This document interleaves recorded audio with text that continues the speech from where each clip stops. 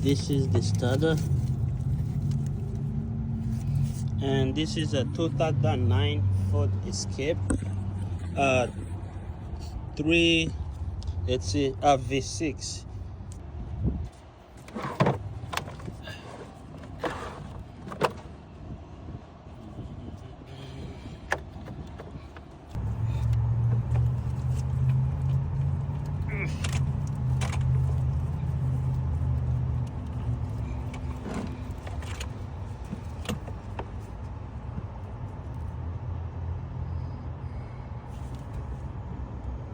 This is the starter.